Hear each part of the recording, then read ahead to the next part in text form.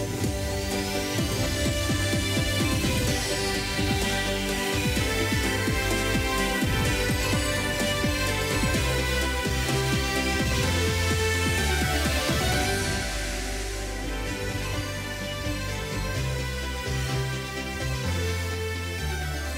selamat malam pemirsa. Balada seorang aktivis mahasiswa UI, Melkisadek Huang, mirip cerita di cerpen remaja. Usai lantang menentang menghadapi intimidasi setelah mengkritisi, akhirnya dijegal dengan tuduhan kekerasan seksual. Melki pun meletakkan jabatannya sebagai Ketua BEM Universitas Indonesia. Yang tidak kalah seru adalah debat perdana calon wakil presiden yang ikut pemilu. Mereka akan mengutarakan ide dan inspirasi seputar ekonomi. Apa bekal mereka dan siapa yang paling memahami ekonomi kerakyatan? Nanti kami akan bahas dalam dialog bersama saya David Silahoy. Anda menyaksikan Sindo Prime.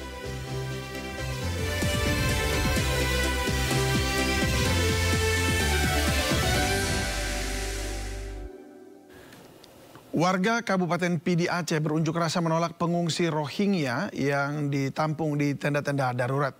Warga mendesak UNHCR dan IOM segera bertanggung jawab atas nasib pengungsi Rohingya.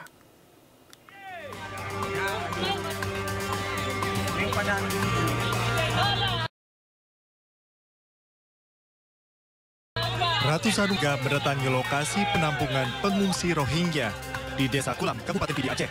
Mereka mendesak agar para pengungsi segera dipindahkan dari tanah Aceh. Warga menuntut agar UNHCR dan IOM segera bertanggung jawab atas nasib para pengungsi. Warga menolak jika wilayah mereka dijadikan ladang bisnis haram tindak pidana perdagangan orang. Bersangkutan UNHCR dan IOM mereka tidak hadir ke tempat sini. Jadi di mana letak tanggung jawabnya mereka jika masyarakat mengambil tindakan sesening kedua? Karena mereka tidak bertanggung jawab. Kali ini mereka tidak kemari. Jadi tuntutan kami kalau emang pihak UNHCR tidak bertanggung jawab, saya minta khususnya masyarakat Pidi yang ada di sini meminta kepada pihak Gubernur Aceh, pihak Kapolda Aceh, Pangdam Aceh segera mungkin didatangkan kapal perang ke pesisir Pidi, naikin mereka semua, hantar ke negaranya balik. Karena apa? Di sini sudah banyak cemburu sosial masyarakat antara Kule, Kulam, dan Pasir Berandi.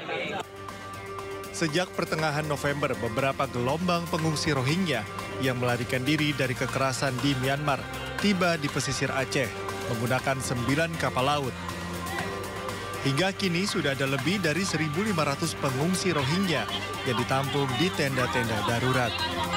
Dari Pidi Aceh, Jamal Pangwa, iNews melaporkan. Imigran Rohingya terus berdatangan ke Provinsi Aceh dalam beberapa tahun terakhir.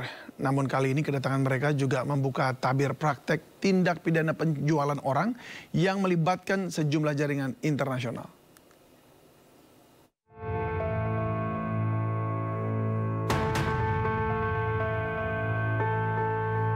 Etnis Rohingya adalah penduduk minoritas yang berasal dari Myanmar. Di negara asalnya, mereka terus alami kekerasan dan diskriminasi, bahkan kewarganegaraannya tidak diakui oleh negara asalnya sendiri.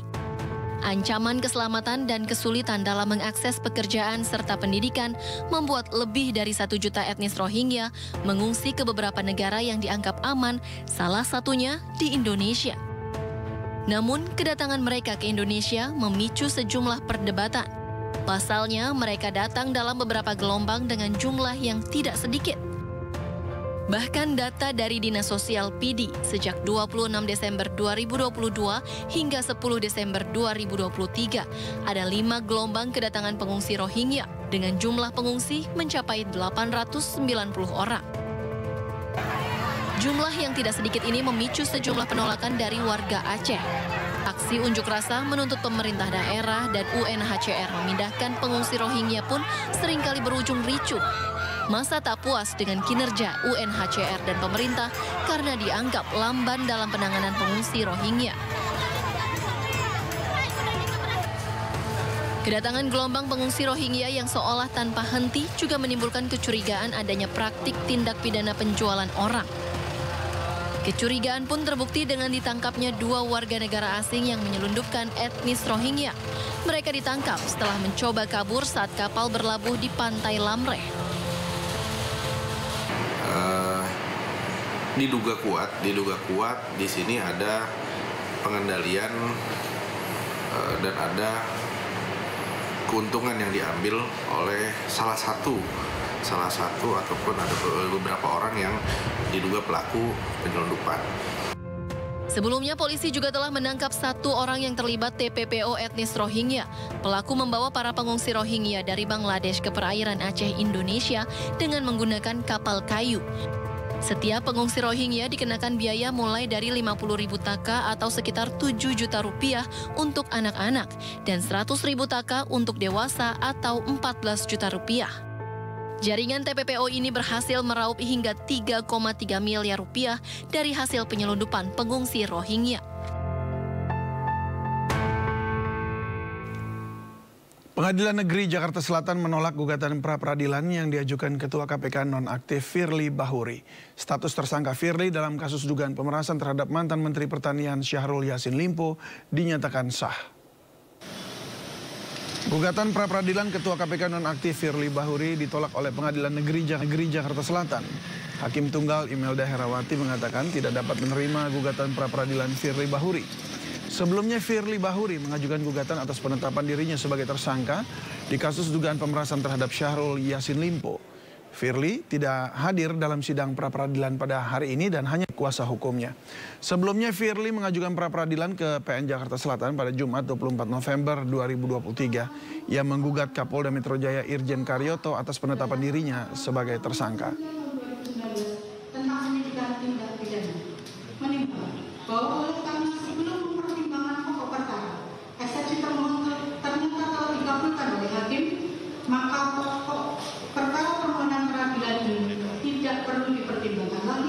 Dan cukup menyatakan bahwa permohonan pra-peradilan pemohon tidak dapat diterima.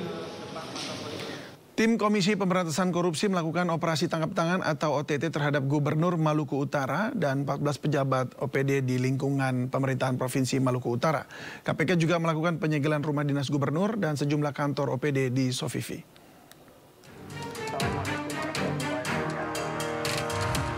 Gubernur Maluku Utara Abdul Ghani Kasuba terjaring operasi tangkap tangan atau OTT Komisi Pemberantasan Korupsi KPK di 2 lokasi pada 1 hotel di Bilangan Jakarta Selatan dan Ternate Maluku Utara. OTT KPK tersebut disebut berkaitan dengan jelang debat di pemerintahan provinsi dan pengadaan barang dan jasa. Sementara itu, Kepala Bagian Pemerintahan KPK Ali Fikri menyebutkan, selain di Maluku Utara, OTT juga dilakukan di kawasan Jakarta Selatan. Kemarin tim KPK menindaklanjuti laporan masyarakat melakukan kegiatan tangkap tangan baik di wilayah Maluku Utara maupun di Jakarta. Dan sejauh ini ada sekitar 15 orang yang ditangkap baik di kota Ternate maupun Jakarta Selatan. Benar, di antaranya adalah Gubernur Maluku Utara dan pejabat lainnya serta beberapa pihak swasta yang sebagian saat ini telah berada di Gedung Merah Putih KPK untuk dilakukan permintaan. Sementara itu, Presiden Jokowi mengatakan agar semua pihak menghormati proses hukum yang ada. Hormati proses hukum yang ada. Hormati proses hukum yang ada di KPK. Sejauh ini total ada 15 pejabat termasuk gubernur yang diamankan dalam operasi itu, termasuk pihak swasta. Untuk menentukan status hukum ke-15-nya, KPK masih akan melakukan penahanan dalam kurun waktu 1 kali 24 jam. Tim Liputan iNews melaporkan. Kabar dicopotnya Melkisedek Huang dari jabatan Ketua BEM UI viral di media sosial. Melki diberhentikan sementara karena diduga melakukan kekerasan seksual. Pemberhentian sementara Melkisedek Huang dari jabatannya sebagai Ketua BEM UI pertama kali mencuat melalui unggahan akun di media sosial X Aditya Rizik dengan nama akun @bulanpemalu. Dalam unggahannya disebutkan bahwa posisi Melki untuk sementara digantikan oleh Syifa Anindya Hartono selaku Wakil Ketua BEM UI periode 2023. Selain itu, akun @bulanpemalu juga melontarkan cuitan berunsur dugaan kekerasan seksual yang dilakukan oleh Melkisedek Huang. Melkisedek Huang merupakan mahasiswa sekaligus Ketua BEM UI periode 2023. Melki aktif menyampaikan kritik terhadap pemerintah dalam beberapa pekan terakhir. Sejumlah intimidasi sempat dirasakan oleh Melki mulai dari peretasan akun WhatsApp hingga ancaman yang diterima oleh ibunya.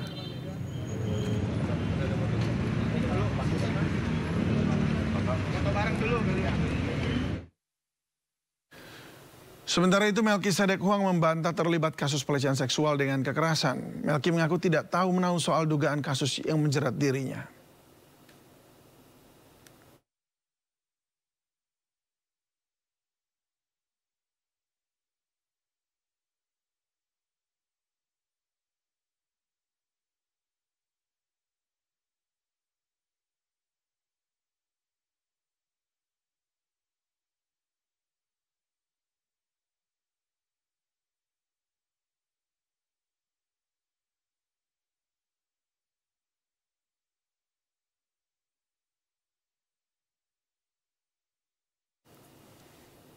Dan untuk mengetahui perkembangan OTT Gubernur Maluku Utara dan 14 pejabat OPD di lingkup pemerintahan Provinsi Maluku Utara, kita sudah bergabung dengan rekan Salam Rahmat langsung dari Gedung Merah Putih KPK.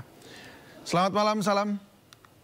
Apa informasi terbaru dari KPK?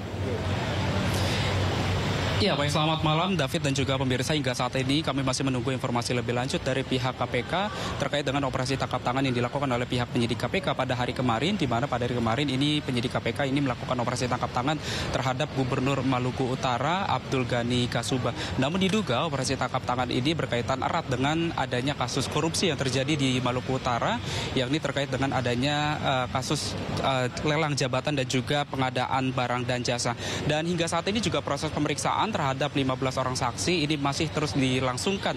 Begitu dari kemarin hingga saat ini juga masih berlangsung, di mana dapat kami sampaikan juga bahwa yang diperiksa pada hari ini adalah mulai dari Kepala Dinas Pendidikan dan juga Kebudayaan Maluku Utara Imran Yakub, lalu juga Kepala Dinas PUPR Daud Ismail, dan Kepala Biro Pengadaan Barang dan Jasa Ridwan Arsan, dan juga salah satu staf dari pihak PUPR maupun juga dari pihak swasta lainnya. Dan dapat kami sampaikan juga bahwa artinya terkait dengan status hukum atau juga status perkara dari Abdul Ghani ini nantinya juga akan disampaikan oleh penyidik KPK begitu saat konferensi pers terkait dengan penahanan dan juga penetapan tersangka. Dan seperti yang kita ketahui juga secara bersama David dan juga pemirsa, bahwa sebelumnya dari laporan harta kekayaan penyelenggara negara atau LHKPN ini tercatat bahwa per 2022 Abdul Ghani Kasuba ini memiliki harta setidaknya ada sebanyak 6,4 miliar rupiah. Lalu juga ada dari harta tanah dan juga bangunan ini senilai 5,4 miliar rupiah. Kami akan terus menginformasikan lebih lanjut begitu kepada David dan juga pemirsa bagaimana kelangsungan atau juga keberlanjutan dari pengembangan kasus atau juga pemeriksaan yang dilakukan terhadap 15 orang saksi yang sudah dimulai sejak hari kemarin hingga saat ini. David.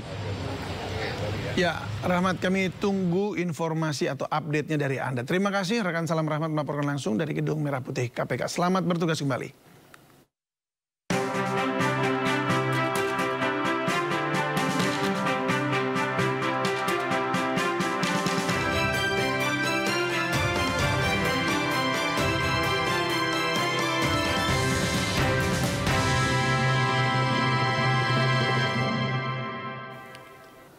Pemirsa, hari ini calon presiden nomor urut 1 Anies Baswedan berkampanye di wilayah Nusa Tenggara Barat. Anies Baswedan menyambangi sejumlah lokasi dan bertemu masyarakat. Setibanya di Bandara Internasional Lombok, Nusa Tenggara Barat, Anies Baswedan disambut para relawan. Ditemani istri dan anaknya, Anies datang ke NTB untuk melanjutkan kampanye. Anies dijadwalkan berkunjung ke sejumlah lokasi, mulai dari pondok pesantren, stadion, hingga taman budaya untuk bertemu masyarakat.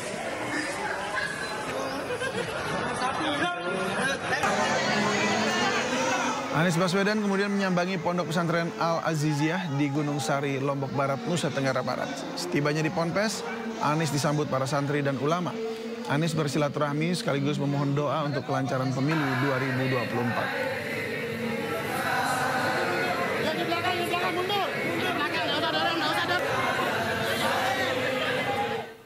Kritikan Cawapres nomor urut 1 Muhaimin Iskandar tentang pembangunan jalan tol yang dianggap tidak menguntungkan tukang beca menuai beragam komentar. Salah satunya komentar dari Ridwan Kamil yang menyoroti pernyataan Muhaimin Iskandar di media sosial.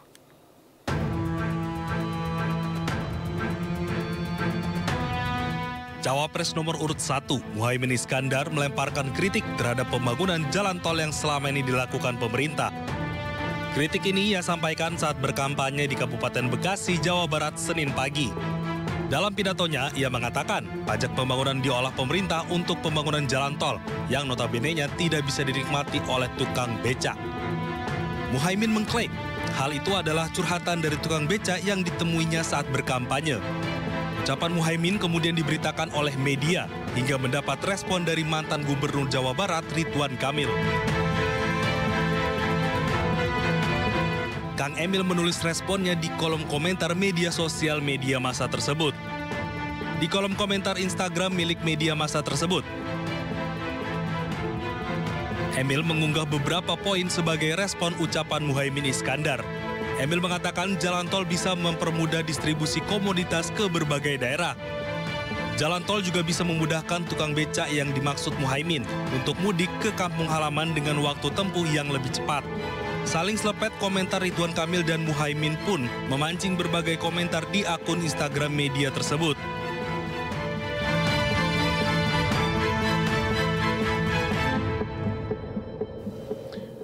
Puluhan mahasiswa dari Aliansi Badan Eksekutif Mahasiswa seluruh wilayah Jawa Tengah dan Yogyakarta berunjuk rasa di depan kantor Balai Kota Solo. Para mahasiswa itu mengajak debat calon wakil presiden nomor urut 2, Gibran Rakabuming Raka. Hari ini nilai-nilai kebebasan dari demokrasi sudah hilang. Puluhan mahasiswa yang tergabung dalam Badan Eksekutif Mahasiswa seluruh Indonesia wilayah Jawa Tengah Yogyakarta mengajak debat calon wakil presiden nomor urut 2 Gibran Rakabuming Raka di depan Balai Kota Solo, Jawa Tengah. Unjuk rasa ini merupakan gerakan lanjutan dari berbagai kota atas kekecewaan mereka lantaran demokrasi yang dinodai oleh putusan MK. Oke, sebetulnya kami hari ini untuk mengajak Mas Gibran debat hari ini karena rasa ketidakpuasan kita. Pertama etika tadi, etika hukum yang memang telah dilanggar. Putusan MK yang hari ini ternyata masih dilanggengkan untuk menjadi cawapres. Yang kedua, kami sangat kecewa karena beberapa hal waktu kegiatan-kegiatan publik Mas Gibran tidak mau hadir. Karena kami ingin melihat gagasan Mas Gibran seperti apa untuk membawa negara ini. Dalam aksinya mereka menyoroti politik dinasti Mahkamah Konstitusi hingga lolosnya Gibran menjadi cawapres. Selama 1,5 jam berorasi, para mahasiswa yang tergabung dari Unsri Solo, BEM Universitas Indonesia, Universitas Paramadina, Universitas Muhammadiyah Yogyakarta, dan Universitas Surakarta kecewa dengan sikap Gibran yang tidak menemui mereka. Dari Solo, Jawa Tengah, Septiantoro, iNews melaporkan. Calon Presiden nomor urut 3 Ganjar Pranowo menghadiri acara Dies Natalis ke-74 Universitas Gadjah Mada. Dalam acara itu Ganjar bersapa dengan Mensesnek Pratikno. Kemudian melanjutkan giat kampanye dengan berdialog dengan petani tembakau di Yogyakarta. Saya mengucapkan selamat Dies Natalis. Calon Presiden nomor urut 3 Ganjar Pranowo menghadiri acara Dies Natalis ke-74 Universitas Gadjah Mada yang digelar di Geraha Sabha Brahmana, Yogyakarta, Selasa pagi. Ganjar mengenakan pakaian adat khas Jawa Beskap, kain batik, dan blangkon. Dalam acara ini, Ganjar bertemu Menteri Sekretaris Negara yang hadir sebagai Ketua Majelis Wali Amanat Pratikno. Keduanya bersalaman, berpelukan, dan berbincang sebelum acara bertajuk Rapat Umum Terbuka Dies Natalis ke-74 UGM itu dimulai. Tak lama setelah Ganjar tiba, acara pun dimulai dengan masuknya Majelis Wali Amanat hingga Guru Besar UGM ke mimbar depan. Usai menghadiri acara Dies Natalis ke-74 Universitas Gadjah Mada, Ganjar menemui dan berdialog dengan buruh pabrik rokok Yogyakarta. Ganjar berdialog menyerap aspirasi pekerja pabrik rokok yang didominasi pekerja perempuan dan ada pula pekerja disabilitas. Ganjar berharap semakin banyak industri yang memberi ruang kelompok disabilitas untuk bekerja dan berkarya. Kalau kita bicara industri rokok, tantangannya tidak mudah ya. Hulunya produksi tembakau kita yang secara nasional makin menurun, kebutuhannya meningkat dan akhirnya dipenuhi dengan cara impor, maka terhadap petani tembakau sendiri mesti mendapatkan proteksi. Ganjar bersama Mahfud menyatakan keberpihakan kepada petani tembakau. Ganjar menyimpulkan industri tembakau merupakan industri padat karya yang menjadi titik kebergantungan suatu desa. Dari Daerah Istimewa Yogyakarta, Putu Bagus, Aristiawan, iNews melaporkan. Menanggapi pihak-pihak yang mempertanyakan slogan calon presiden nomor urut 3 Ganjar Pranowo menegaskan Ganjar Mahfud mengusung slogan cepat dan unggul. Ganjar menjelaskan makna di balik jargon cepat dan unggul. Cepat dalam merespons segala persoalan masyarakat yang membutuhkan pelayanan. Dalam konteks pemerintahan, Ganjar Mahfud menilai pelayanan pemenuhan kebutuhan masyarakat bisa terlaksana baik seiring dengan reformasi pelayanan publik. Sementara unggul menyangkut berbagai upaya dalam mempersiapkan Indonesia Emas 2045.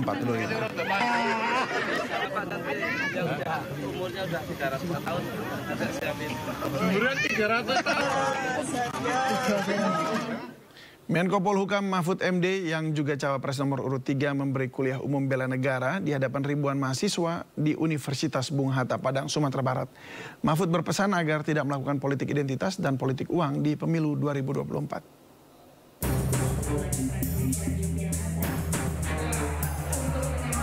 Kuliah umum bela negara yang diberikan Menko Polhukam Mahfud MD bertema sikap dan perilaku warga negara yang dijiwai oleh kecintaan kepada Negara Kesatuan Republik Indonesia. Di hadapan ribuan mahasiswa, cawapres nomor urut 3 ini menyampaikan tentang kesadaran bela negara yang diantaranya mendukung pelaksanaan pemilu yang demokratis dan bermartabat. Selain itu, Mahfud juga mengimbau agar tidak melakukan politik identitas, politik uang, dan intervensi dalam memilih pemimpin di pemilu 2024. Di hadapan mahasiswa, Mahfud juga berbagi pengalaman saat menangani perkara pemilu di Mahkamah Konstitusi, bahwa bentuk kecurangan nyata adanya dan harus dicegah serta ditindak tegas. Dari Padang, Sumatera Barat, Rian Rahman, iNews melaporkan. Sebuah mobil SUV berplat dinas Polri diduga digunakan kampanye oleh seorang caleg DPR RI wilayah Kabupaten Tangerang, Banten. Perilaku ini terekam kamera amatir warga dan viral di media sosial. Polresta Tangerang dan Bitpropam Polda Banten telah memanggil caleg bersangkutan untuk dimintai keterangan.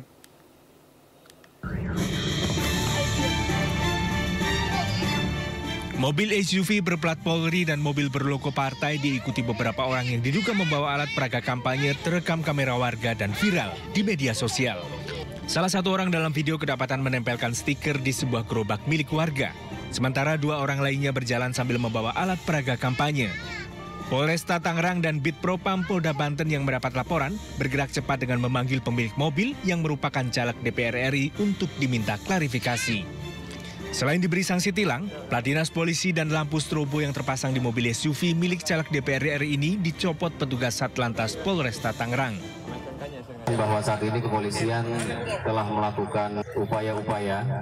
Yang pertama, kami berkoordinasi dengan Ketua Bawaslu, masuk juga dengan Kabid Propam Polda Banten untuk menindaklanjuti adanya berita viral ini, yang saat ini sudah kita tindaklanjuti dengan tindakan penertiban, yaitu tilang terhadap pelanggaran lalu lintas penggunaan plat nomor. Pemilik mobil Zulfikar, caleg DPR RI dari Partai Demokrat menjelaskan, mobil SUV berplat polisi itu merupakan mobil pribadinya dan bukan mobil dinas kepolisian. Plat Polri yang digunakan di mobilnya didapat secara resmi dan sesuai proses untuk kedinasannya sebagai anggota DPR RI. Zulfikar mengaku ketika mobil berplat Polri digunakan untuk menurunkan alat peraga kampanye, pihaknya tidak berada di dalam mobil. Bahwa mobil tersebut adalah mobil milik pribadi saya dan bukan mobil milik dinas Polri. Sementara plat Polri yang digunakan pada plat dinas yang pernah digunakan adalah saya dapat secara resmi melalui kedinasan saya. Dari Kabupaten Tangerang, Banten, Aimarani, iNews melaporkan. Penyelenggaraan Pesta Demokrasi sedang berjalan, namun secara mengejutkan PPATK mengungkap lonjakan transaksi dana kampanye yang mencurigakan. Nilainya bahkan mencapai triliunan rupiah. Laporan PPATK seolah menegaskan bahwa politik uang masih mengintai dan siap menyerang di setiap tahun atau tahapan pemilu.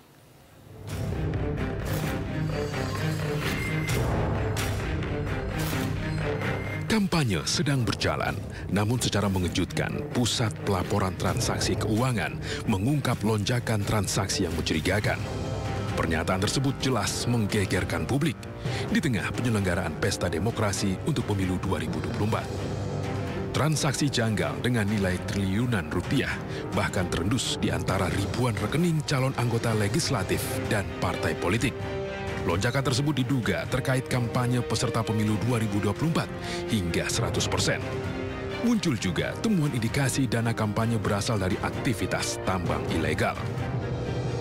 Menurut Kepala PPATK Ivan Yustiawan, kenaikan transaksi mencurigakan tersebut terjadi sejak Januari 2023. Transaksi mencurigakan tersebut terlacak lebih dari 6.000 rekening peserta pemilu dan pengurus partai. Aliran dana di rekening para pengurus partai dan caleg bahkan tembus 1 triliun. Terkait adanya temuan tersebut, PPATK telah mengirim surat kepada Bawaslu mengenai kenaikan transaksi mencurigakan tersebut. Calon Wakil Presiden nomor urut 3 Mahfud MD bahkan meminta Bawaslu menindaklanjuti adanya temuan PPATK tersebut. Bawaslu harus menyelidiki itu dan mengungkap kepada publik itu uang apa. Yang kedua, kalau itu uang haram, misalnya pencucian uang, biasanya kalau politik itu kan pencucian uangnya, uang halal, uang haram itu dihalalkan, disimpan ke satu rekening, dititip melalui si A, si B, dan seterusnya. Nah, kalau itu memang pencucian uang, supaya ditangkap, agar tidak terjadi, supaya diperiksalah rekening yang dicurigai menerima dana politik secara tidak sah. Terkait temuan ini, Bawaslu dan juga KPU juga tengah mendalami adanya laporan PPATK tersebut. Namun laporan PPATK seolah menegaskan bahwa politik uang masih mengintai dan siap menyerang di setiap tahapan pemilu. Tim Liputan iNews melaporkan. Ya, semua yang ilegal dilihat saja lah. Kalau nggak sesuai dengan aturan, ya pasti ada proses hukum. Instruksinya apa buat penegak hukum supaya pemilu berjalan dengan adil dan ada semua? Ya, semua harus mengikuti aturan yang ada. Udah. Istri Capres Ganjar Pranowo, Siti Atiko Ganjar, melakukan safari politik ke Ponorogo, Jawa Timur. Sambil diarak, Atiko menaiki dan menari di atas salah satu gajah dan disambut meriah dengan tarian reog Ponorogo. Kehadiran Atiko disambut warga dengan tarian reog Ponorogo.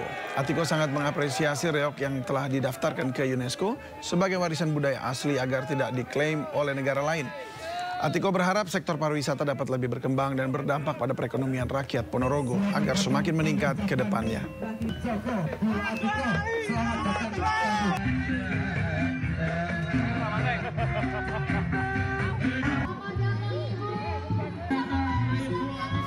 Debat putaran kedua yang akan mempertemukan Muhaimin, Gibran, dan Mahfud akan segera digelar. Bagaimana kesiapan ketiganya? Diskusinya akan kami hadirkan usai jeda. Tetaplah bersama kami di Sindo Prime.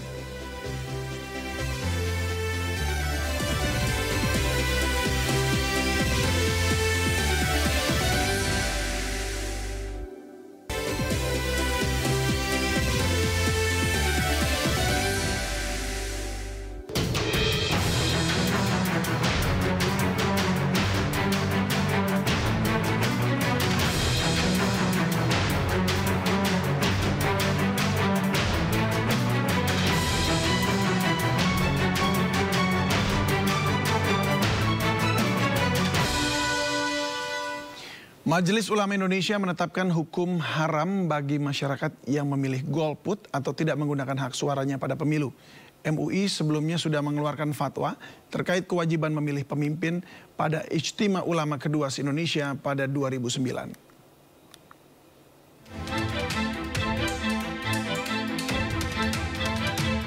Pasca reformasi, tren golput terus naik dari tahun ke tahun. Golput atau golongan putih merupakan warga yang memilih untuk tidak menggunakan hak suaranya pada pemilu. Penyebabnya pun bermacam-macam, mulai dari apatis terhadap politik, tidak terfasilitasi hingga tidak tahu adanya pemilu. Meski trennya sempat naik pasca reformasi, namun angka golput pada pemilu 2019 termasuk yang terendah dibandingkan pemilu sebelumnya sejak 2004. Badan Pusat Statistik mencatat jumlah golput pada 2019 34,75 juta atau sekitar 18,02% dari total pemilih yang terdaftar. Sementara pada 2014 jumlah golput 58,61 juta orang atau 30,22%. Ironisnya pada pemilu 2019 tren golput diwarnai kelompok milenial, sementara pada pemilu 2024 pemilih muda mendominasi pemilih yang terdaftar dengan 56,4% pemilih muda atau separuh dari total pemilih. Bayangkan jika mereka menjadi bagian dari tren golput, tentu akan mengkhawatirkan. Majelis Ulama Indonesia pun kembali mengingatkan fatwa terkait kewajiban memilih pemimpin. MUI menetapkan hukum haram bagi masyarakat yang memilih golput atau golongan putih saat pemilu, terlebih jika sudah ada calon pemimpin yang dinilai memiliki kriteria jujur, bisa dipercaya, transparan dan punya kecerdasan. Kalau kita sudah menemukan yang baik sesuai kriteria lalu memilih golput, maka hukumnya golput adalah haram. Fatwa ini berlaku sampai 2024 yang akan datang ini. Kalau kerangka bahwa semua di antara kita punya hak memilih dan tidak memilih, oke, hak iya, Islam mengakui itu. Tapi setiap hak dalam Islam ada tanggung jawab. MUI sebelumnya sudah mengeluarkan fatwa terkait kewajiban memilih pemimpin pada Ijtima Ulama kedua se-Indonesia pada 2009.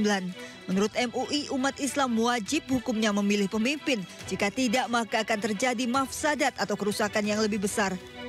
Umat harus ikut bertanggung jawab atas kemajuan masa depan bangsa, termasuk melalui pemilu dengan memilih pemimpinnya. Dari Jakarta, Tim Liputan iNews melaporkan. Jelang debat cawapres, ketiga cawapres yakni Muhaimin Iskandar, Gibran Rakabuming Raka dan Mahfud MD diyakini telah mempersiapkan diri mengatur strategi.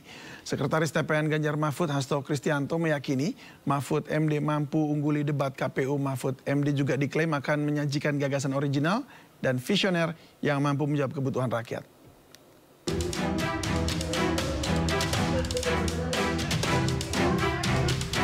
Beberapa hari lagi, KPU akan menggelar debat calon wakil presiden pemilu 2024. Debat akan digelar pada Jumat 22 Desember. Komisi Pemilihan Umum dipastikan akan mempertahankan format debat calon presiden yang pertama untuk kembali digunakan pada debat calon wakil presiden. Sementara itu, format debat dinilai akan memberikan kesempatan lebih banyak kepada capres atau cawapres untuk mengungkapkan gagasan. Satu-satunya teknis debat yang diubah hanya penempatan podium untuk kandidat. Ketiga cawapres yakni Muhaimin Iskandar atau Caimin, Gibran Rakabuming Raka, dan Mahfud MD diyakini telah mempersiapkan diri menyambut debat perdana cawapres.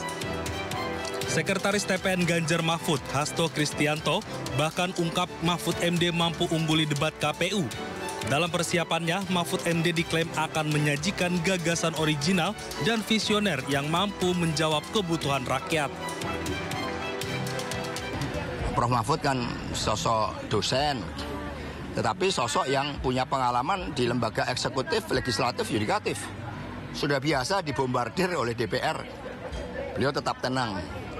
Sehingga dengan kekayaan pengalaman dari Prof. Mahfud, kami meyakini bahwa Prof. Mahfud akan memiliki daya unggul.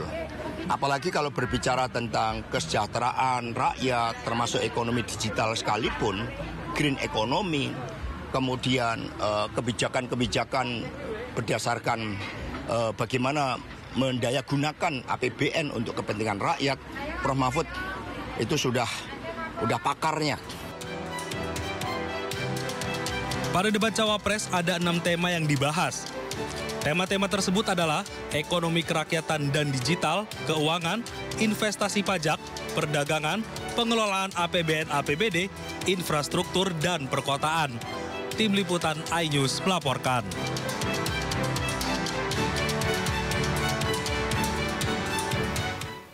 Debat Pilpres 2024 babak kedua siap dimulai. Kali ini giliran para kandidat cawapres yang akan beradu gagasan soal isu ekonomi, keuangan hingga investasi.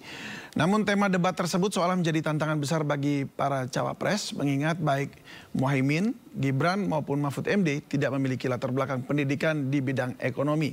Lantas bagaimana ketiganya mempersiapkan diri untuk menghadapi debat Jumat besok? Mampukah ketiga kandidat cawapres memunculkan ide-ide untuk mensejahterakan rakyat melalui kebijakan ekonominya? Untuk membahasnya lebih dalam sudah bergabung bersama kami malam ini melalui sambungan Zoom juru bicara Timnas Anies Muhaimin Zulfikar Amir. Selamat malam Pak Zulfikar. Selamat malam Mas David, apa kabar? Luar biasa, terima kasih. Apa kabar? Sehat ya? Ya, alhamdulillah. Syukurlah. Dan juga sudah hadir nih Pak, juru bicara TKN Prabowo Gibran, Putri Komarudin. Mbak Putri, apa kabar? Selamat malam. Terima kasih sudah hadir. Selamat malam Bapak-Bapak. Assalamualaikum warahmatullahi wabarakatuh. Waalaikumsalam. Serta juru bicara TPN Ganjar Mahfud, Peter Abdullah. Selamat malam Pak Peter. Selamat malam Mbak Putri, selamat malam Mas Zulfikar. Ya, selamat malam semua. Terima kasih sudah hadir di Sindo Prime. Saya langsung saja. Pertama saya ingin ke Pak Zulfikar dulu. Pak Zulfikar Amir, apakah ini memang Caimin siap untuk debat cawapres? Ini soal ekonomi loh, ekonomi dan investasi.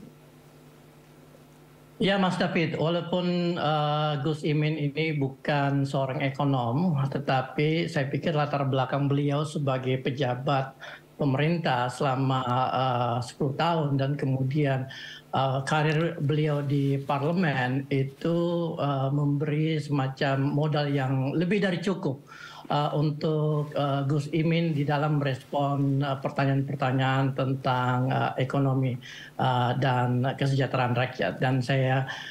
Dan pada saat ini Gus Imin sedang di-coach oleh tim kita yang dipimpin oleh lead ekonomis Timnas Amin yaitu Pak Tom Lembong. Jadi insya Allah Gus Imin akan mampu menunjukkan performance yang baik di dalam debat nanti. Dan beliau akan menunjukkan ide-ide yang kita usung. Baik, saya langsung ke Mbak Putri. Mbak Putri, nah ini Gibran memang memimpin kota Solo ya, tapi ini soal ekonomi, apakah memang punya latar belakang itu Gibran ya?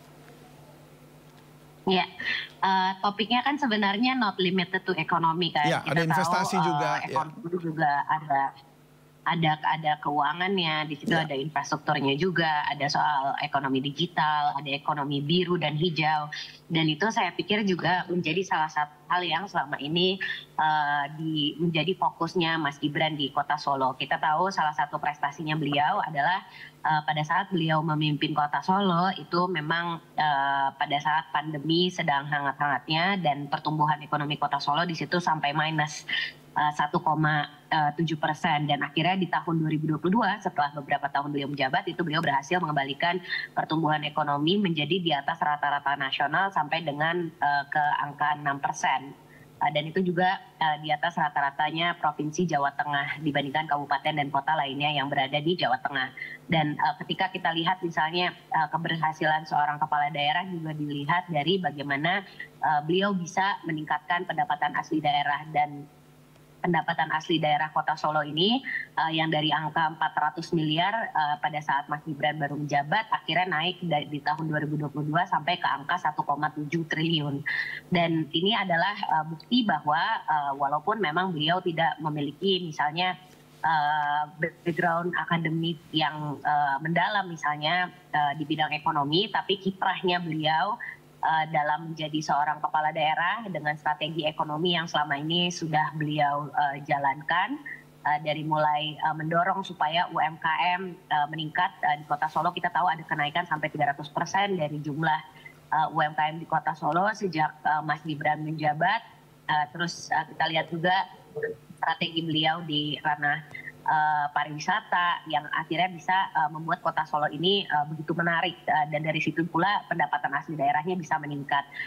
Dan kita juga melihat banyak penghargaan yang diakui bukan hanya dari level nasional sampai ke level internasional juga. UNESCO bahkan menamai Kota Solo menjadi kota kreatif, dan ini sebenarnya menjadi salah satu bukti bahwa kesiapan Mas Gibran untuk tema ekonomi ini sebenarnya bisa diambil dari bagaimana beliau mengelola Kota Solo sehingga sekarang bisa benar-benar menjadi salah satu kota yang dipandang di Indonesia. Dan saya kira itu kalau kita bawa ke tingkat nasional bisa menjadi salah satu hal yang sangat baik dan menunjukkan bahwa memang anak muda dengan semangat inovasi dan kreativitasnya bisa memajukan di tempatnya masing-masing. Baik. Terima kasih. Saya ke Pak Peter. Pak Peter, ini Pak Mahfud MD ini yang akan maju ini. Dan selama ini memang kita kenal Pak Mahfud MD ini lebih garang di soal hukum begitu ya. Nah ini bagaimana? Apakah ada kesiapan atau persiapan yang dibuat khusus untuk maju dalam debat besok ini? Ya, saya kira Profesor Mahfud sangat siap untuk menghadapi debat besok ya. Dengan latar belakang beliau sebagai seorang pendekar hukum dan memiliki pengalaman panjang baik sebagai anggota legislatif ya, yudikatif karena beliau juga pernah menjadi ketua MK dan kemudian juga di eksekutif ya, sebagai Menko Polhukam.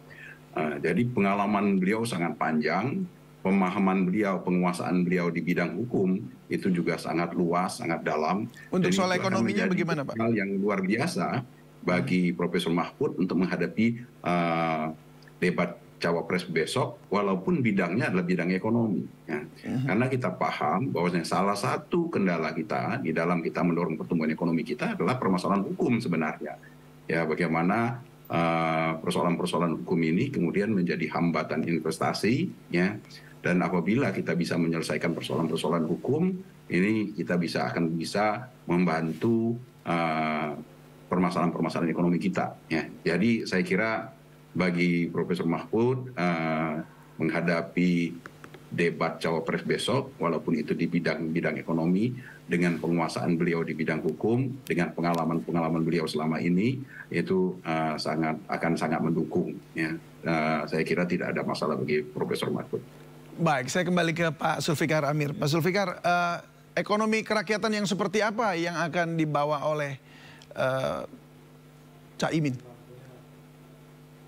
Kita harus berangkat dari permasalahan perekonomian yang sedang kita hadapi saat ini. Ada tiga masalah fundamental yang perlu kita beri perhatian. Pertama itu masalah ketimpangan. Kita tahu bahwa terdapat ketimpangan yang cukup lebar antara kelompok atas dan kelompok bawah, khususnya dalam hal pendapatan dan kekayaan, wealth and income.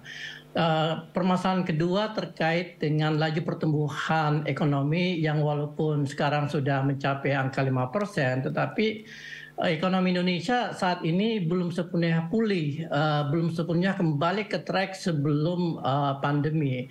Dan ini ada beberapa faktor yang menyebabkan pertumbuhan ekonomi kita itu melamban dan bisa jadi akan terus melamban akibat permasalahan ekonomi global.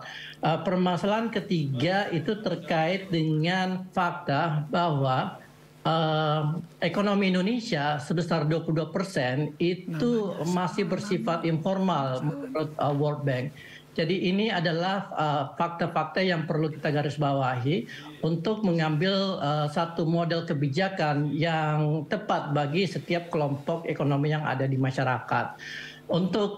Khusus untuk kelompok kelas menengah bawah, kita melakukan pendekatan di mana kelas yang kecil yang bawah itu akan kita bantu, kemudian kelas menengah itu akan kita fasilitasi. Dan ada beberapa instrumen yang bisa kita pakai apa begitu, Pak Zulfikar?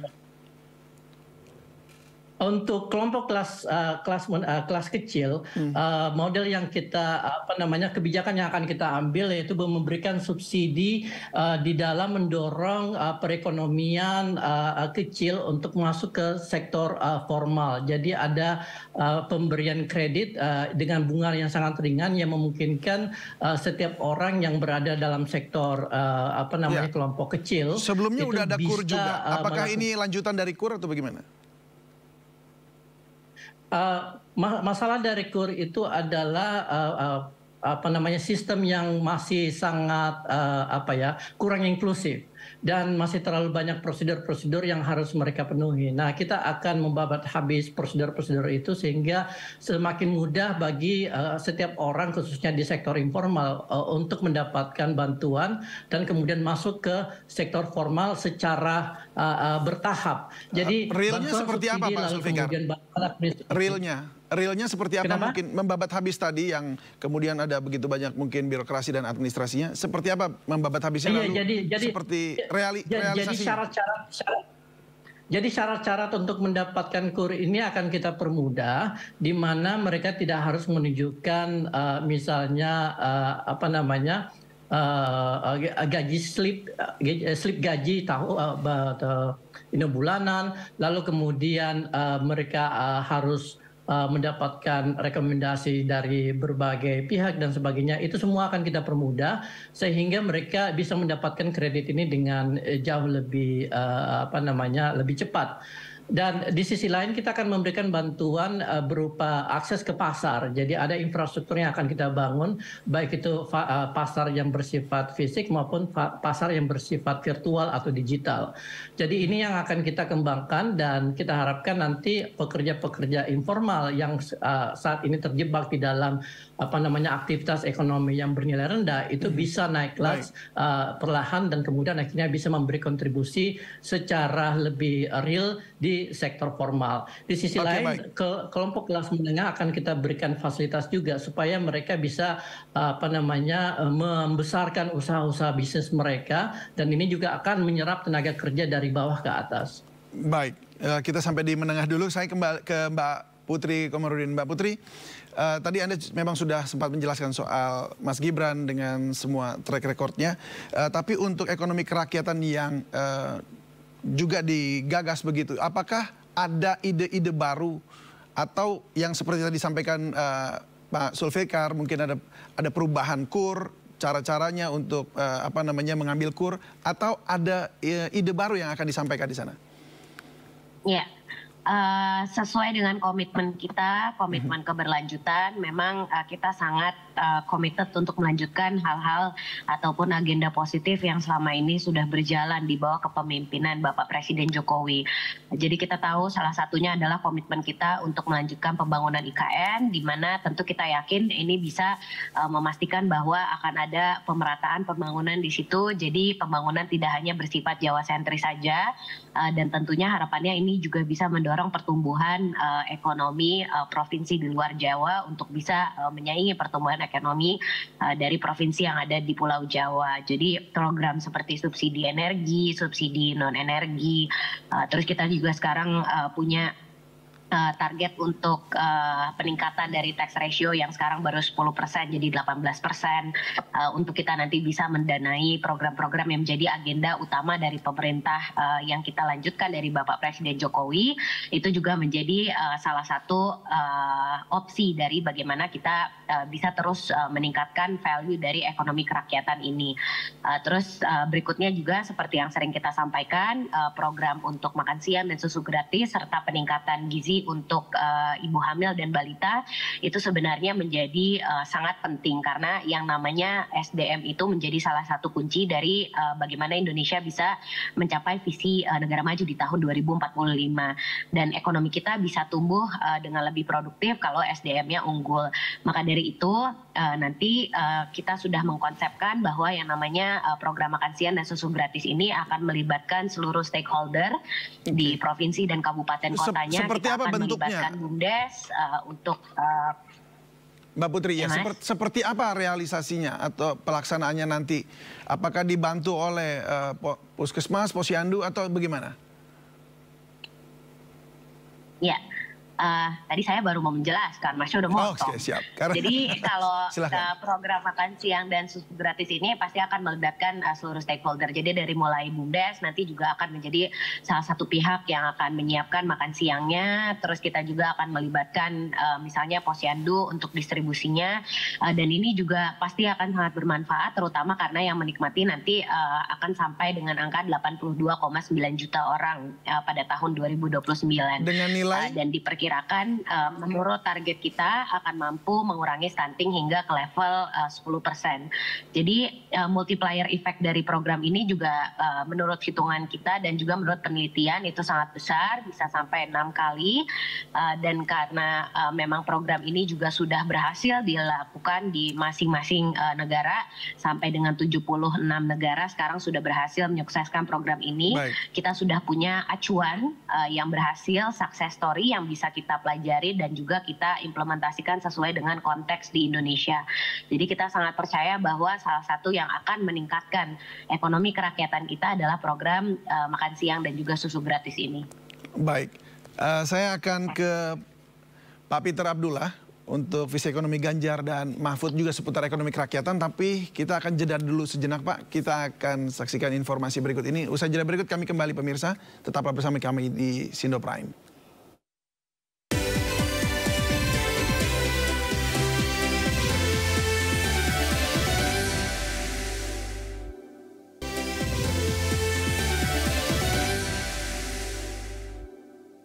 Terima kasih Anda masih bersama kami di Sindo Prime dan kami masih berbincang-bincang berdialog dengan juru bicara Timnas Anies Muhaimin Zulfikar Amir, juru bicara TKN Prabowo Gibran Putri Komarudin, serta juru bicara TPN Ganjar Mahfud Peter Abdullah, dan juga sudah bergabung bersama kami Ekonom Kor Pak Muhammad Faisal. Selamat malam Pak Faisal. Selamat malam, Mas. Baik, sudah bergabung bersama kami. Terima kasih. Nah, ini sebelum ke Pak Faisal, saya mau ke Pak Peter dulu ya sebelumnya. Pak Peter, Anda juga di bidang ekonomi sangat kuat sekali background-nya. Namun mengingat Pak Mahfud juga masih di bidang hukum, tapi jadi kami ingin lebih dengar dari Anda di awal ini adalah bagaimana dengan antisipasi deindustrialisasi yang terjadi di Indonesia beberapa tahun ini. Bahkan angkanya terhadap PDB kalau tidak salah itu dibanding tahun 2002, 20 tahun lalu itu sudah dekat sekali ya, di 18,2% kalau tidak salah. Ya, kita tahu bahwasanya proses deindustrialisasi itu sudah berlangsung cukup lama ya, sejak tahun 2011-an itu kontribusi dari sektor industri manufaktur itu terus menurun. Tertinggi itu di kisaran 35%, sekarang ini hanya tinggal berkisar di 15%. Dan ini tanpa upaya yang sungguh-sungguh tentunya tidak mungkin kita mengembalikan industri kita kembali ya. Dan kita sangat bersyukur yang Pak Jokowi sudah mengawali ya upaya industrialisasi ini dengan melakukan hilirisasi. Jadi program hilirisasi itu adalah bentuk upaya kita untuk membangun kembali kita industri berbasis dengan sumber daya alam yang menjadi keunggulan kita. Dan program dari Ganjar Mahfud adalah melanjutkan program hilirisasi dengan memperkuat memperkuat program hilirisasi tersebut dalam upaya kita membangun kembali industrialisasi kita. Bentuknya seperti apa penguatannya, Pak? Penguatannya adalah kalau yang sekarang ini hilirisasi yang kita lakukan baru tahapan awal, di mana kita hanya baru satu layer hilirisasi, yang akan dilakukan adalah melanjutkan itu sampai ke end-to-end-nya produk. Ya, benar-benar kita membangun dari setiap layer, bagaimana misalkan kalau selama ini sebelum hilirisasi kita melakukan ekspor barang mentah, benar-benar tanpa diproses. Kemudian kita melakukan hilirisasi dari raw menjadi satu layer proses, ya, tidak lagi barang mentah, tetapi sudah mengalami proses penambahan nilai tambah. Nah, kita ingin menambahkan lagi layer-layer selanjutnya, mulai dari menjadi bahan baku, bahan penolong dan seterusnya, agar supaya hingga menjadi sebuah produk, ya, untuk kemudian kita bisa membangun ekosistem. Kalau saya ambil contoh nikel, kita akan membangun sampai ke hilir yang menjadi misalnya industri kendaraan listrik, ya, industri baterai dan sebagainya. Kalau itu kan bukannya sudah, memang, itu kan sudah ya Pak. Kalau kedepannya akan apalagi penambahan atau seperti gimana? Baru program, ya. Saya kira makanya kita sebutkan bahwasanya apa yang dilakukan oleh Ganjar Mahfud adalah melanjutkan dengan memperkuat, ya. Mana yang baik itu kita lanjutkan, kita perkuat, kita percepat, ya. Dan saya kira apa yang kita sudah sampaikan adalah apa yang dilakukan oleh Pak Jokowi ada yang baik, yang kita lanjutkan, kita perkuat, tetapi ada juga yang tidak cukup baik atau mungkin gagal, itu yang kemudian kita tinggalkan, ya. Nah, dalam khusus untuk hilirisasi yang sudah ditegaskan, ini adalah bentuk yang saya sebutkan tadi, merupakan wujud upaya kita melakukan membangun kembali industri dengan berbasiskan, kalau kita balik ke programnya Ganjar Mahfud disebutkan adalah berbasiskan kita akan membangun perekonomian yang mandiri, ya, berbasiskan kita membangun industri, berbasiskan kekayaan sumber daya alam kita yang menjadi keunggulannya kita, sehingga industri yang terbangun adalah industri yang memiliki daya saing yang kuat. Itu yang akan kita lakukan. Baik, berarti dengan sumber daya alam. Tapi ini angkanya 7,5% sampai 8% sebagai strategi untuk keluar dari middle income trap ya kalau tidak salah. Nah, saya ke Pak Faisal. Pak Faisal, apakah percepatan ini juga akhirnya mampu untuk kemudian membawa Indonesia lepas dari middle income trap? Karena yang jelas tadi tidak mudah ya. Yang jelas tidak mudah ya. Jadi pekerjaannya besar sekali ya, karena ini untuk dari 5% ke 7% ya, apalagi kemudian lebih daripada 7% itu beberapa hal itu harus memang didongkrak, bukan hanya sekedar meningkat ya, investasinya, kemudian sampai juga ekspornya dan lain-lain. Nah, hilirisasi ini kan mulai kelihatan sejak 2020 lah kalau saya melihat dari perubahan pattern ya. Nah, jadi ada beberapa yang menarik, yang cukup positif memang dengan sejak adanya program hilirisasi. Jadi misalnya 2020 kita kena pandemi, nah biasanya investasi itu turun, nah tapi di industri manufaktur ini naik. Nah ada juga tambahan ekspor, biasanya kita sangat bergantung sekali sama komoditas. Nah sekarang komoditas plus manufaktur yang merupakan turunan daripada nikel terutama yang kentara sekali ya. Nah, jadi ada perubahan struktur dari sisi investasinya sampai kepada ekspornya. Nah, tapi kita tahu juga bahwa karena faktor pandemi juga, ya, makanya kita belum melihat ada percepatan dari sisi investasinya. Ya, jadi secara umum kita masih sangat bergantung lah pada komoditas. Tapi kalau dikatakan ini sebagai game changer ya, dengan apa yang sudah tercapai dalam beberapa tahun ini, saya setuju. Jadi artinya kalau kemudian nanti harus ada perluasan, ada perkuatan tadi disampaikan oleh Pak Peter. Nah ini yang justru mestinya mengarah kepada pertumbuhan yang lebih tinggi. Tapi sekali lagi perkuatan ini ada beberapa hal ya. Pertama bukan saja dari sisi sektor, tapi juga dari sisi kedalaman. Dari sisi sektor tentu saja bukan hanya nikel dan bukan hanya tambang. Ya, jadi harus ada perluasan ke sektor-sektor yang lain, terutama sektor-sektor yang lebih dekat sebetulnya dengan masyarakat kelas menengah bawah dan lebih padat karya, yaitu di pertanian, perkebunan, perikanan, kehutanan, begitu ya. Nah itu yang perlu ada perluasan. Yang kedua pendalaman. Ya jadi pendalaman itu kalau kita melihat yang sudah dilakukan, ini hilirisasinya baru tahap awal. Jadi baru misalkan nikel baru diolah jadi nickel pig iron atau ferronikel. Itu tahap awal sekali. Jadi ada memang peningkatan nilai tambah. Tapi kita mau sampai ke produk yang lebih hilir. Ini belum terjadi, begitu. Nah, jadi memang salah satu caranya untuk bisa sampai 7% memang ada perluasan dan pelebaran ya, ekspansi dan intensifikasi. Yang kedua juga adalah bukan hanya hilir, ya karena kalau revitalisasi industri seolah-olah hilirisasi saja, enggak ya. Jadi tapi itu game changer ya bisa. Jangan lupa juga hulu, ya. Jadi karena tidak ada hilirisasi kalau hulunya tidak kuat. Beberapa sektor itu justru bukan hilirnya ya, beberapa sektor. Hulunya itu ada yang belum kuat, jadi harus ada penguatan di sektor hulu. Ya, jadi yang industri manufaktur tapi di sektor hulunya. Nah ini yang bisa kalau dilakukan secara masif bersamaan, ini bisa mendorong pertumbuhan ekonomi lebih tinggi lagi. Tapi memang untuk sampai 7% itu tidak mudah. Baik, saya langsung ke Mbak Putri Komarudin. Paslon Anda mengatakan akan meneruskan IKN. IKN dengan dana tentu perlu investasi juga. Ya, nah ini bagaimana strategi Anda untuk mendatangkan investasi bagi IKN?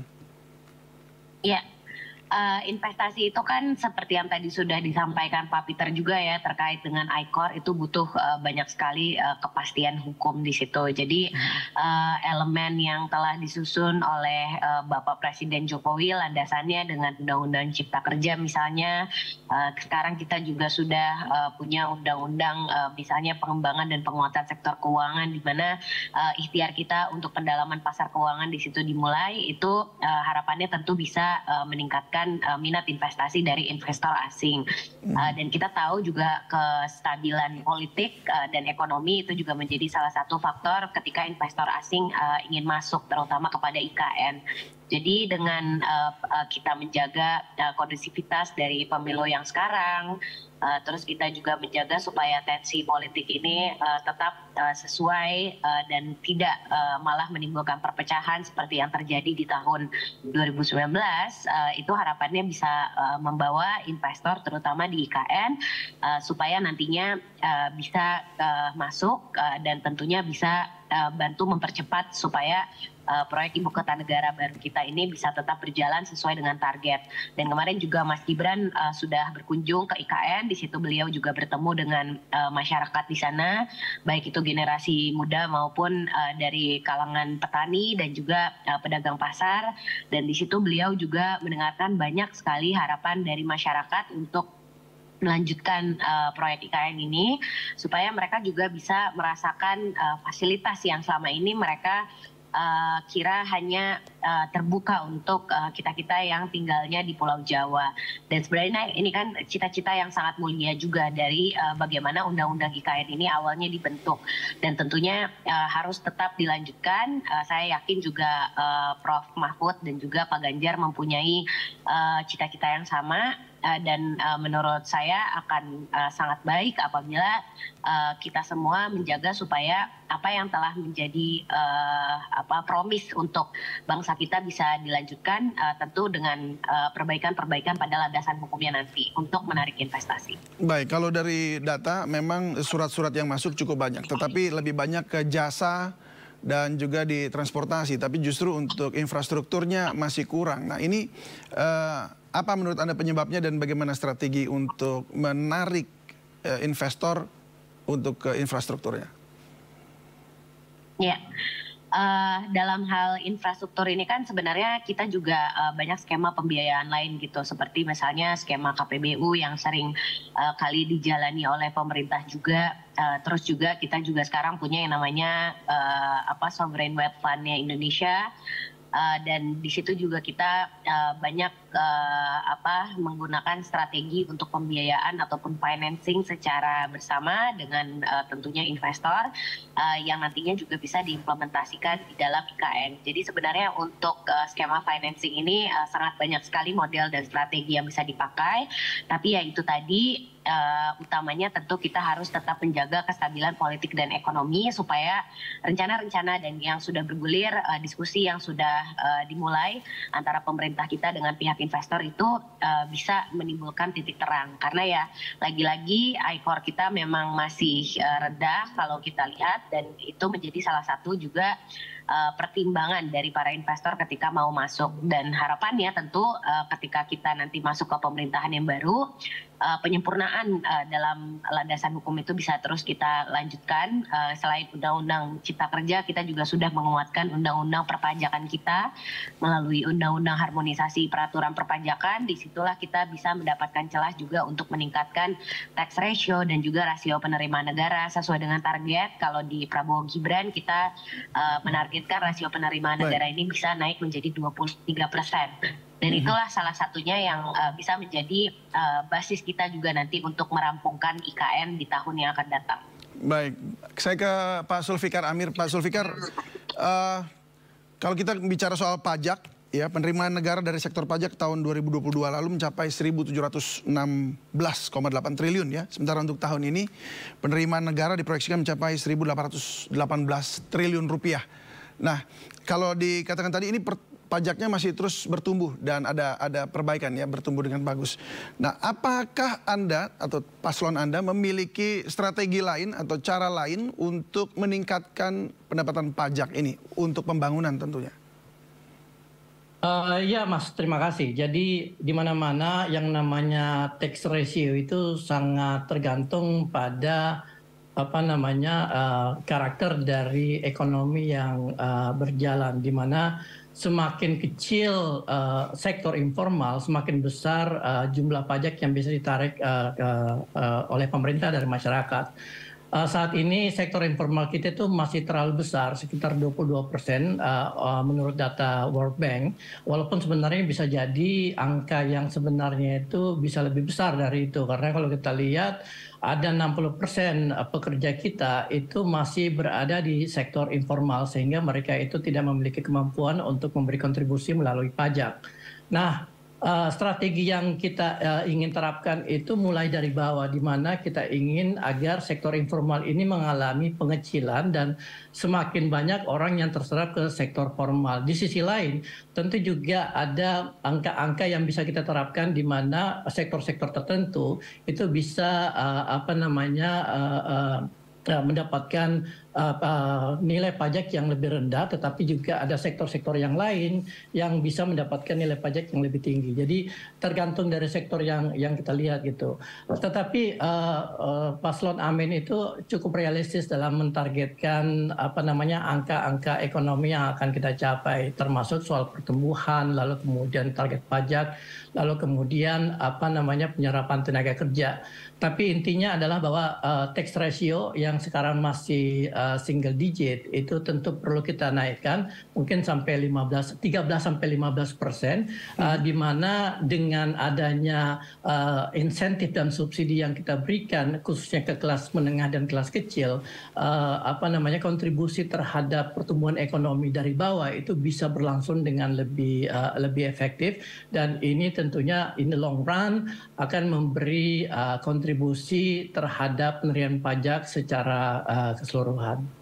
Baik, saya kembali ke Mas Faisal ya. Mas Faisal, mungkin kalau melihat dari tadi yang disampaikan juga soal investasi oleh Mbak Putri dan juga soal pajak oleh Pak Zulfikar ini, menurut Anda apakah ini memang sanggup untuk mendorong pertumbuhan ekonomi yang kalau bisa dibilang sekarang ini kita masih recovery di 5, sekian ya, masih di 5,1, 5,2. Akankah mampu hal-hal tersebut kemudian di 5 tahun mendatang kemudian kita menjadi tembus bisa di angka 7% dengan apa yang diusulkan tadi? Ya, kuncinya kalau kita mau tumbuhnya ya sangat signifikan ya, dari 5% ke 7%, mau tidak mau investasi memang itu kuncinya, pendongkraknya.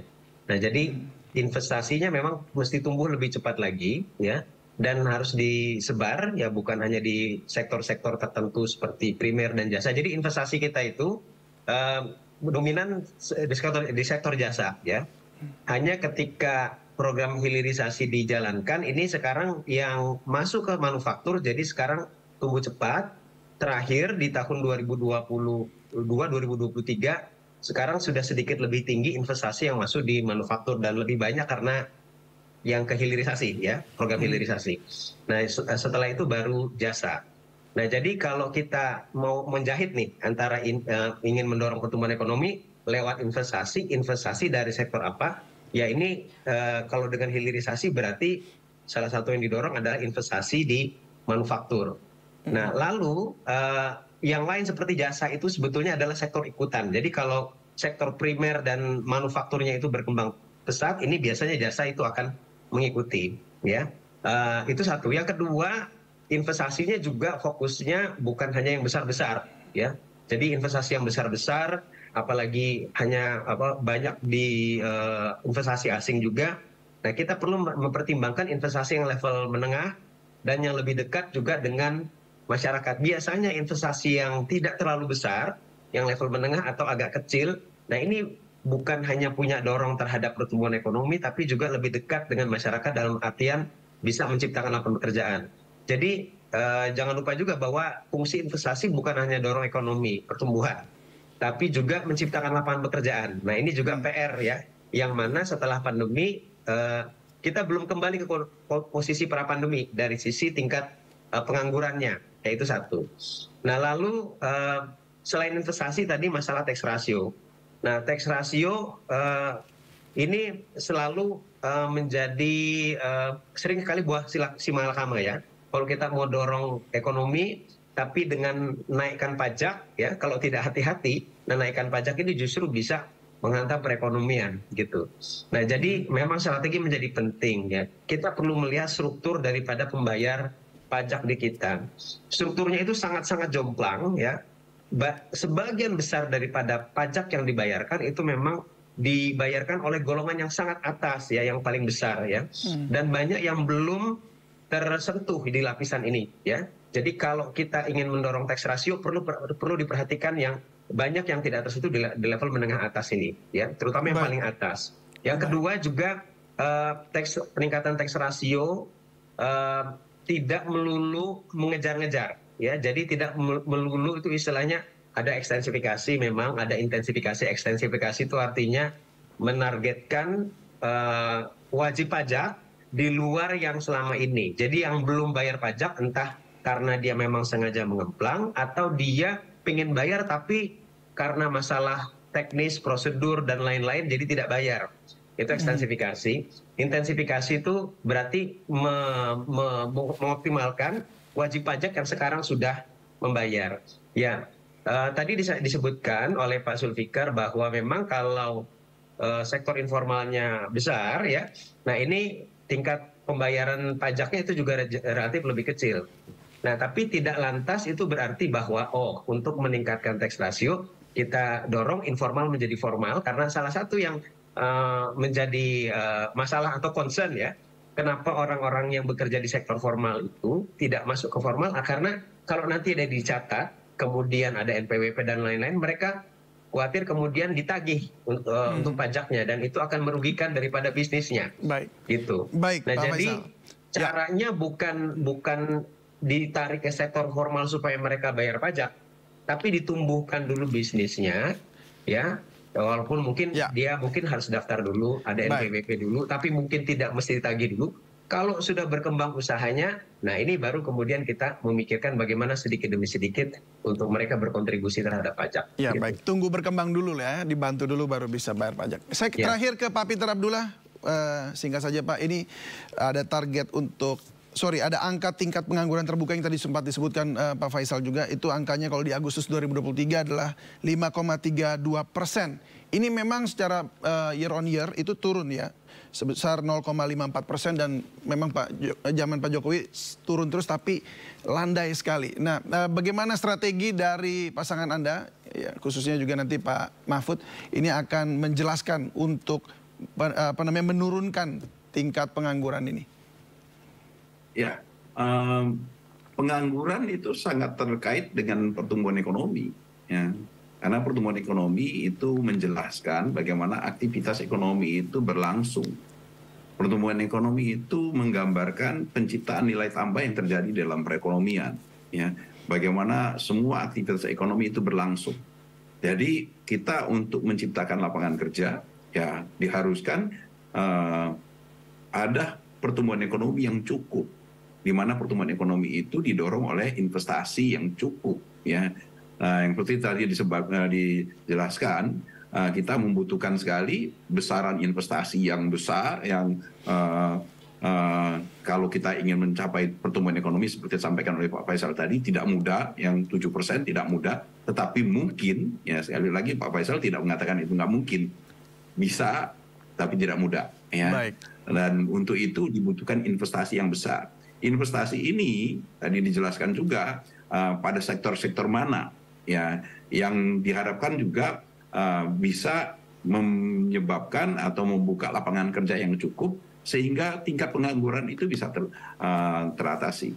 Kita melakukan perhitungan bahwasanya setiap tahun kita mengalami pertumbuhan angkatan kerja baru itu di kisaran 3 sampai 4 juta.